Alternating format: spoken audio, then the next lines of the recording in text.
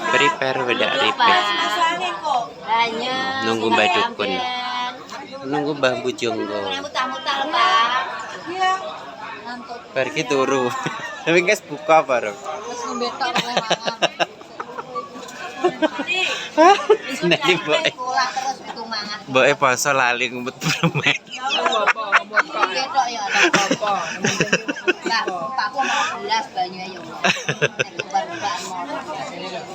Memang iya poso kok aku biyen ya poso le. Iya. Balap tipawe melambak pingkan ning kosen lho tinggal ngono wi. Ya, lho dijak lah sesuk balik melok. Yo kok tak anu kok ngreok kaya ngene Mbak Linda. Mbak Linda kae.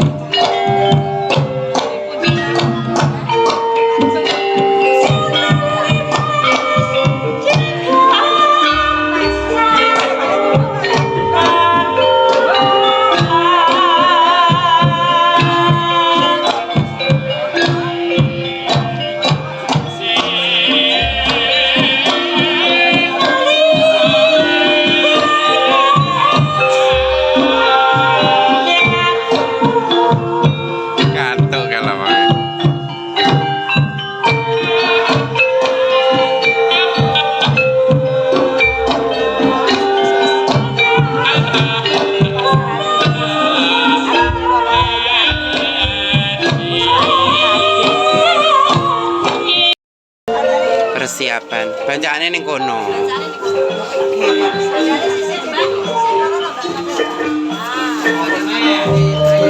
Give us cepat duit give us.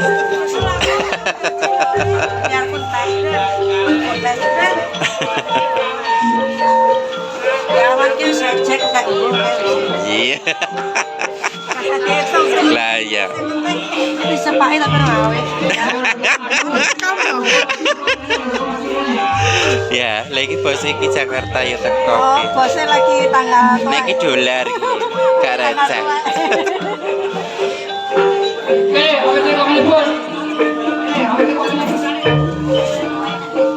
Kan lapar mesti kabur. Lari video lagi.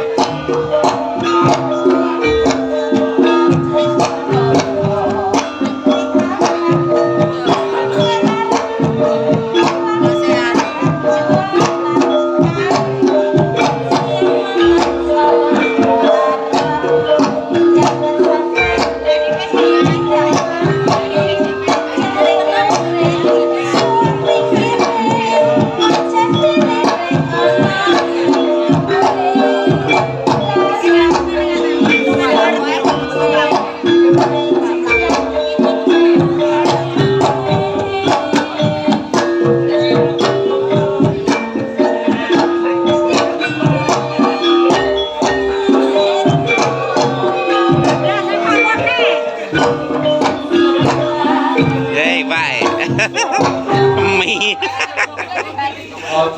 Lho kok banyu mek.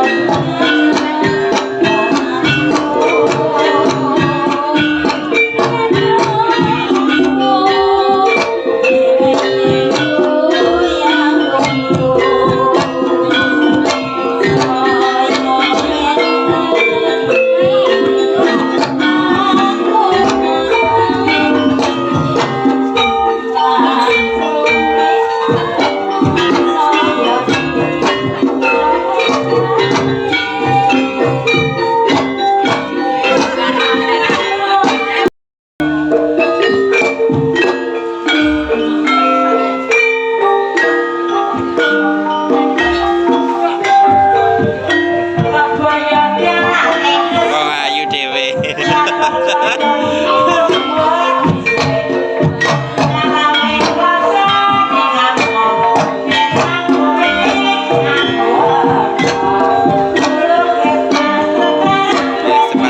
guys. Kan nampak dengar kawan.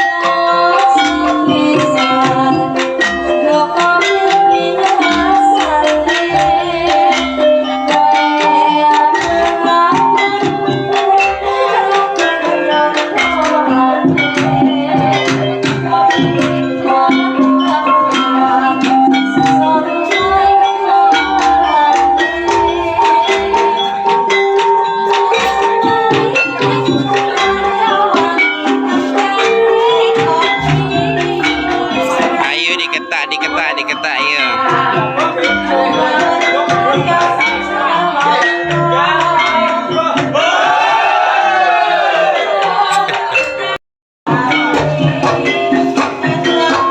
Sawer, sawer. Sawer, sawer. Lah saweran, guys.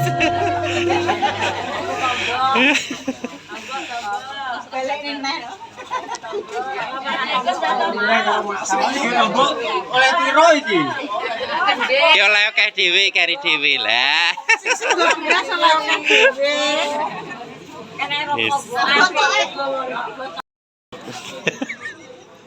Kamu tua iki opo? Kamu tua aku ikhlas. Los iya teh. Si udah kena alkohol. Assalamualaikum warahmatullahi wabarakatuh. Coba sing aling. Sekalian ing mriku menikot jantun ampun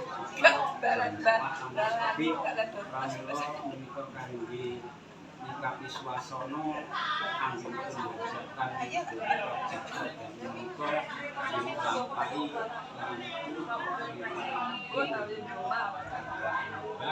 mangke mbok dhewe anggen karo ngadani utawi anggen kula manjing wonten pirang lantunge wonten kali padakan lan wonten kali pamakasan sedaya kula ngakaken nggih. Saklajengipun monggo panjenengan pakai kita nyuwun tambah pangastu para sesepuh sehingga mangke anggen pun saged paringan lancar, paringan keluar, paringan selamat sampun. Saking ibu monggo manten sekalian tetap posisi dadi itu nggih. Saking nggih monggo mawon saking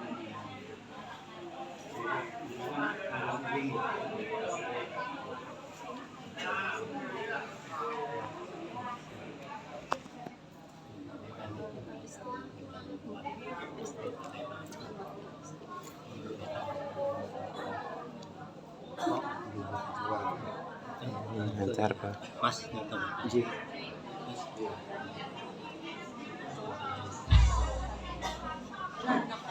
Jadi pang itu ya. Iya tuh.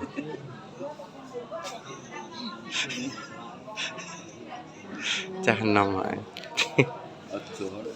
Kami tuh semua apik. Iki mau pedot tidak. Kami tuh wis. Malah dik kula iki. Ya? Malah dik. Mosok. Ya iya. Sang jarene. Iya. Betul. Mas. Oh, berarti awak nguyuh to kok mbek aku ya. Ngono mbek aku mamah ae.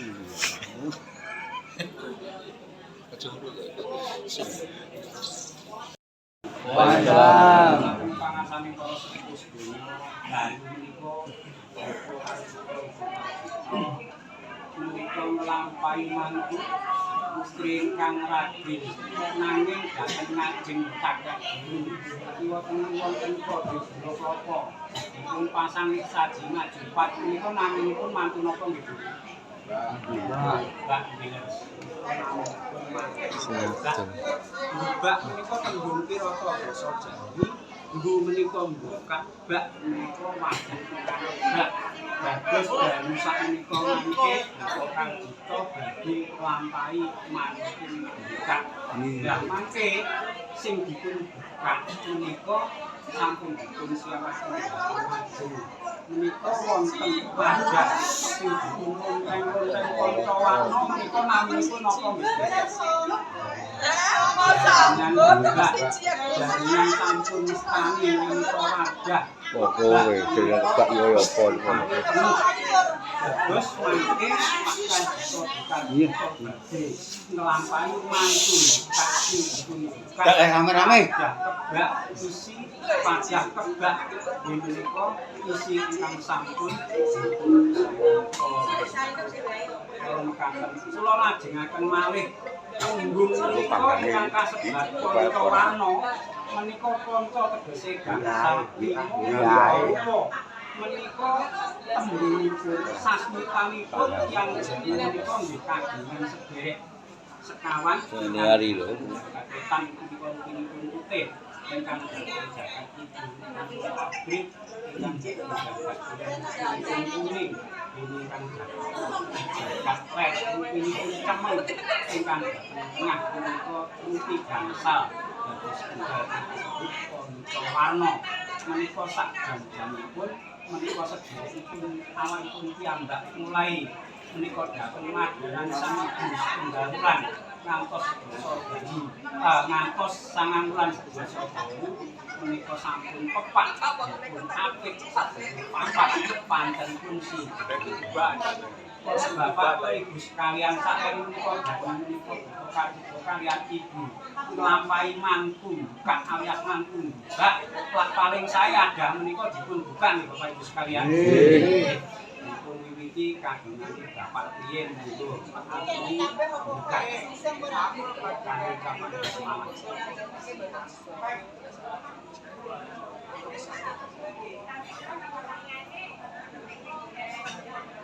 Inggih leres Bapak Ibu sekalian, menika pancen wadah ingkang kebak. Menika ingkang tutupipun toh wangkulipun putih, menika ingkang kasebat gendhogo kencana ingkang toh wangkulipun abrit menika menika kali-kalipun saged kawastanan kebak alias wadah ingkang kebak. Menika ketingale ilmu jari. Amargi dhateng mriki wonten kodhenipun aksara Jawa cacahipun kalih dasa umumipun mekaten. Macaraka Dita Sarana padha jiwa menika kalih dasa sampun pepak malih.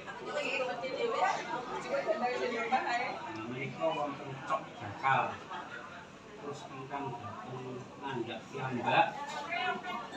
Nggih menika naminipun Sapa kaya guna kaya sing kasebat kacar tutur Tuna satak dadi samak sanesipun ngaten Bapak Ibu sekalian. Tembung kancan kudur menika sing maune wong liya dadi sedulur. Tuna satak sing maune wong liya dadi anak. Pramila dadi sedulur. Mulai saterusipun menika Pak Karjito kagungan menika putra sing maunipun tiyang sanes menika dadi putra nggih mantu dene sing maunipun tiyang sanes menika dados sang. Lah wonten malih isipun dene kawat kacang kawat menika samepane Pak Karjito tiyang sekalian kalian Kang Putri sekalian menika gesangipun bakal dipun cekapi disebutipun sandang pangan papan menika dadosa rejeki ingkang kawat mantenipun nggih dadosa manten ingkang kawat ngoten nggih dulu nggih. Nggih.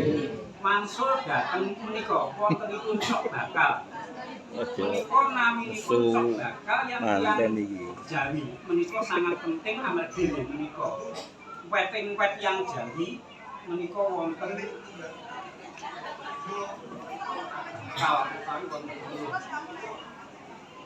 menika sangkan sanepan bilih tiyang Jawi menika putih rupane sanepane suci menika yen dipun babar senajan menika setunggal dipun babar isinipun kalih sing setunggal ruminipun petak ingkang kasebat rohmani dene sing setunggal menika wonten malih isinipun abrit sing disebut maningkem kalih-kalih menika saged dados bibit bibit menika Lebih tidak sampai sudah togel iki. Sekalian putri-pun yang sekalian nanging bibit abang putih niki mbok bilih saged gesang ning gesange mboten kagungan raos hampa amargi ing mriku wontenipun mboten kagungan nafsu, mboten kagungan rasa, mboten kagungan napa bondo. Pramila para pinisepuh sampun maringi alat ingkang lengkap bumbu dapur wonten nyiri supados putih kaliyan abang menika kagungan rasa gurih. Wonten cengehipun, wonten rasa pedes, wonten garipun, wonten rasa asin menika jangkep kagungan rasa wolu. Bondo wolu kangge sempurnane rasa ingkang gesang. Pramila tiyang sepuh mekaten para bapak ibu. Menika sanepan. Ana papan ora ana tulisan ing kene diwaca. Tur menika wonten wadah malih menika isine wewangen. Tegesipun pangika wadah menika nguyongi nalika mangken sekalian dhateng kandungan sang ibu umur setunggal wulan ngantos 9 wulan sedasa dalu.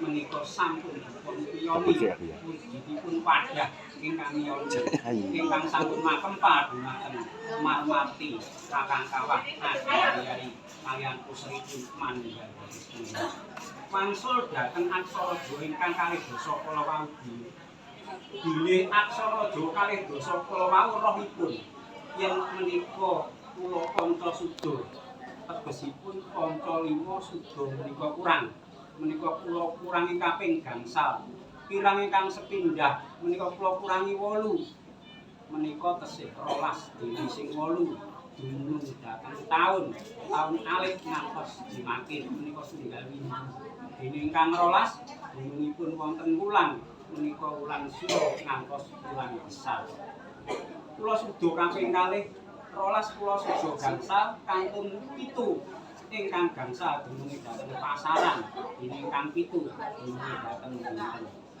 dene 7 kula kurangi sekawan kantun 3 dene ingkang sekawan dunung dhateng Kebrat papat Ketan Kulon Kelor Kidul mergi dhateng tengah wonten Panteririk dene ingkang 3 dununge dalu menika Pak Karjito nggih menika ngentas Kang Putra putri Kang Asma Mbak Denis kaliyan Kang Garwa nggih menika ninggalaken ingkang 3 menika setunggal manten kakung, setunggal manten putri ingkang setunggal walinipun. Ila-ilanipun yen sampun dipun pundhut 3, berarti sampun telas pramila tiyang jejuran menika yen jarakipun rampas mboten saged dipun langsungaken kedah dipun padosi dinten ingkang langkung saking telas utawi jarak kalih Terus malih menika 3 kula kelong setunggal tesih kalih. Sing kalih isine dhateng isen-isene jagat. Wonten wedok, wonten lanang, wonten sugih, wonten miskin, wonten lara, wonten pati. Nggih menika sedayane jangkep pernikahan. Dene ingkang setunggal menika wetipun Pak Karjito, wetipun manten sekalian menika saged dipun wedhar yen wonten pitupane. Napa pitupane mboten arupi bondo arta ning pitupane kang dipun sebat kemaron anyar, kendi anyar, kloso anyar, kalian bantal anyar menika kang dipun sebat tikar wampus sinwang sukat kala dene. Pramila sedaya menika uga rampung sampun dipun siapaken sedaya kula wantun medhar ingkang dhateng saklebetipun cok bakal menika wau. Nanging yen menika kula wedhar kanthi kula kurangi utawi kula potong menika mboten panggih wujudipun jati diri. Pramila bali menika badhe kula para aksara Jawa kalawuhipun kula aksara kula potong mboten saged kula para 5. Yen aksara Jawa kaping 12 kula para 5 pethuke namung 4. Tegesipun sing roh pindah sekawan roh raga nyawa pamikir pangrasa menika kagunganipun Gusti nggih kagungan ilahi. Dene roh ingkang kaping 2 sekawan malih sarwa kasar menika wujudipun kulit balung kaliyan ulu dipun tambah malih menika isi-isi dhateng jiwa raga ingkang kasar termasuk kulit balung kaliyan batin. Dene roh ingkang kaping sekawan saklosipun menika wonten malih ning menika sarwa alus menika saking ibu ulu teh jeroan kaliyan utek. Dene roh ingkang kaping sekawan menika wonten sekawan malih menika keparingipun malaikat ingkang sampun manunggal dumateng Sang Maha Netra, Maha Pamirna, Maha Panggondo kaliyan Maha Pangandika. Dene kang saking terakhir kaping gangsal sekawan malih menika roh keparingipun para nabi wujudipun nafsu patang perkara ingkang kasebat asmarah alwamah sukiyah lan mu'minah. Nggih menika ingkang dipun sebat ilmunipun tiyang Jawi kang kasebat sangkan paraning dumatipun tiyang gesang. Sarene menika sampun kawedhar sedaya anggenipun mantu mbak Bapak Karjito Ibu Karjito paringi tuwan nggih Pak nggih.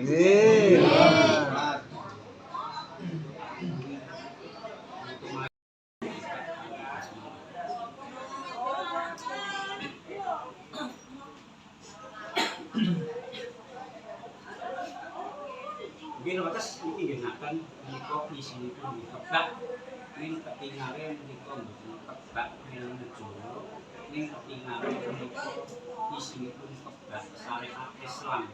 Amargi dhateng mriki wonten hijaiyah jumlahipun 3 masa alif bak tak sak jingkak kok dandal zat sini sok nduk kok nduk nanging nggon pak kak lam nun wau lam al-anjaya. Nggih niki dipun kang kasebat panetep panatagama.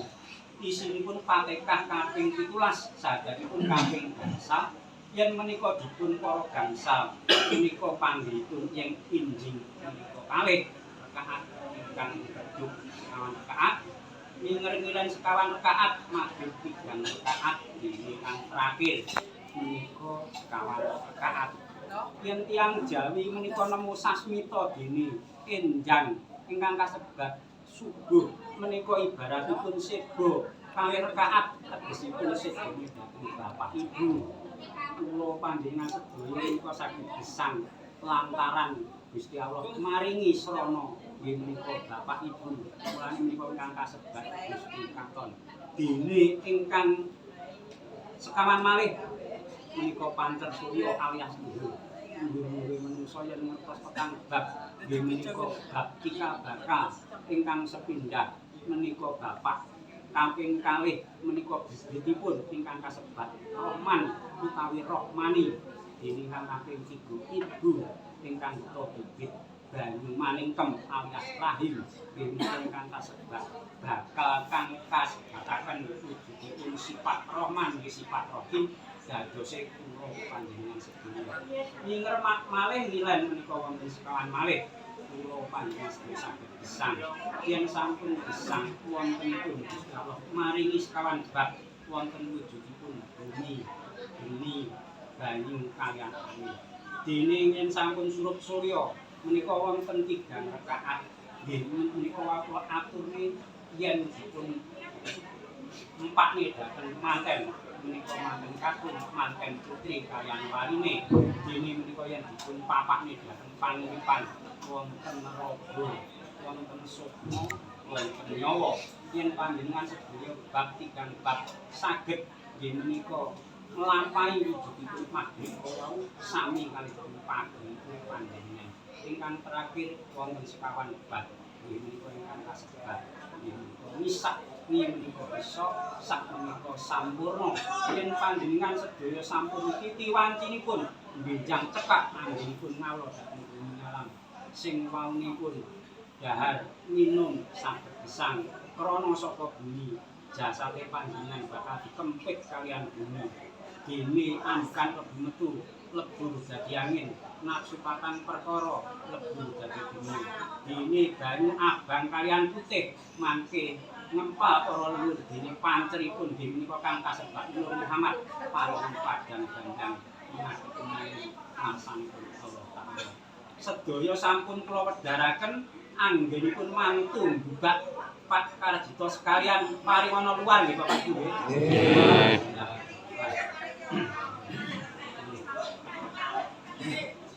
Iki badhe tanggap malih menika datang bokor wonten renteng-renteng pundi naminipun napa Bapak Ibu sekalian. Pisang raja temen menika pikiran sang menika sambut raja menika sambut mastani temen sampun mastani di menika Bapak Ibu sekalian sampun sambut mulai nggih menika alih sampun basa sampun titi wancinipun pun sampun iki menika saged dipun mugi kaliyan Allah. Nek kirane wis ndang mulai wong-wong ki areke ngono. Dadi raja sedina. Ah jam 12. Wis kuwe ngomong slamet kangge sakwise nggih. Wonten malih menika wonten wadah ingkang kebak isi. Menika sebabipun isinipun si kupat. Menika naminipun apa nggih, Bu? Pindang antep. Si kupat sisi papat kanggo ibu tinggal siku menika asal jari papat yang sampai berkempal mantap Pulau Pinten tekap semanten kemawon langsung masukkan oke mungkin Pak Karjito bisa napa bisa nggih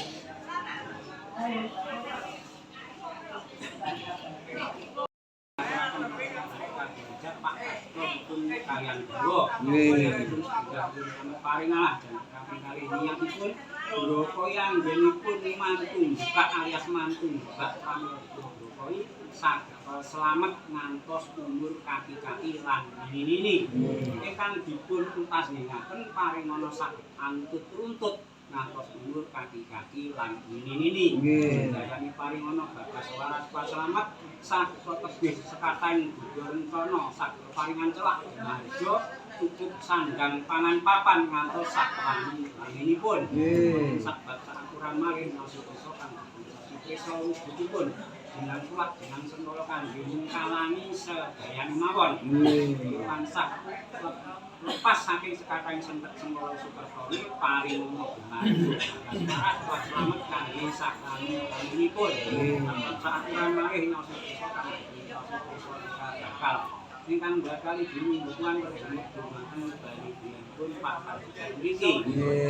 Kakek kawan saling seperti ingkang rawan dari Langsung iso wonten perempatan pondok yang sakuat. Pangapura. Sakjane sampun kenapa-kenapa saat batik mugi Gusti Allah taala maring ana kabeh ingkang dados paringipun. Bismillahirrahmanirrahim. Masalah sedina Muhammad.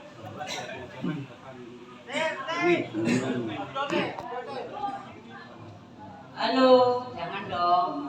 Koin. Ke sana. Benar. Nanti enggak kalau pisau. Ini kalau 6 nih. Sarang. Ini juga pulang dari Mawar. Siap. Pengen kangen.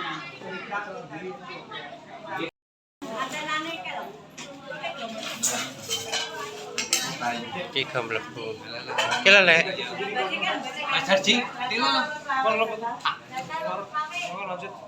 Đây 5 cái cây sao tanya lại kì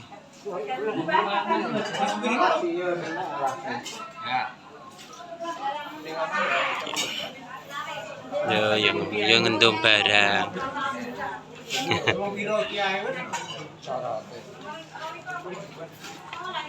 aku kayak noken lah seladik lah seko seladik kendas kendas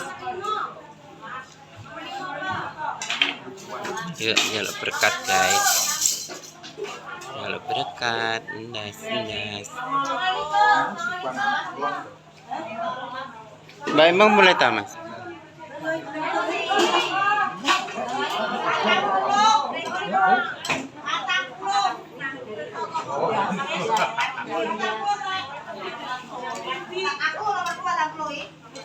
Mas mampar apa? Yuk makan yuk. Makan guys, guys gak usah nggak tewang rame-rame kan. Oke.